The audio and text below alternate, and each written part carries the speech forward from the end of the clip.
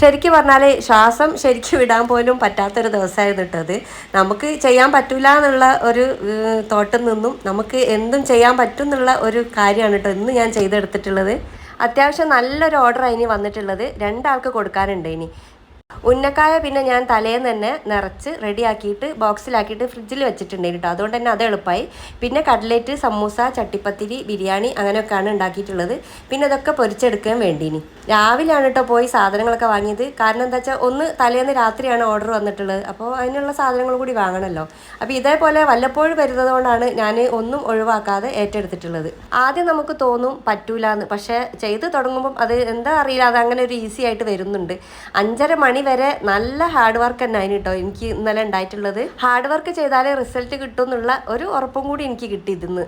സാധാരണ ഇങ്ങനെ കൂടുതലൊക്കെ ഓർഡർ വരുമ്പോൾ എനിക്ക് ആകെ പേടിയാണ് കേട്ടോ. പക്ഷേ ഇക്കാകെ നല്ല സപ്പോർട്ടായിരുന്നു കേട്ടോ, സാധനം വാങ്ങാൻ കൂടെ വരാനും പിന്നെ ഉള്ളിയൊക്കെ അരിഞ്ഞു തരാനും. അങ്ങനെയൊക്കെ ആരെങ്കിലുമൊക്കെ ഒരു സപ്പോർട്ടും കൂടി ഉണ്ടെങ്കിൽ നമുക്ക് ഏത് കഠിന പണിയും ഏറ്റെടുക്കാൻ പറ്റുമെന്നാണ് ഇന്നത്തെ ഒരു ദിവസം കൊണ്ട് എനിക്ക് മനസ്സിലായിട്ടുള്ളത്.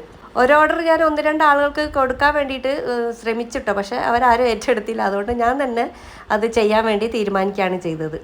നമുക്ക് അത്യാവശ്യം പൈസ വേണമെങ്കിൽ നല്ലോണം അധ്വാനിക്കാനുള്ള മനസ്സും കൂടിയാണ് ആദ്യം വേണ്ടത്.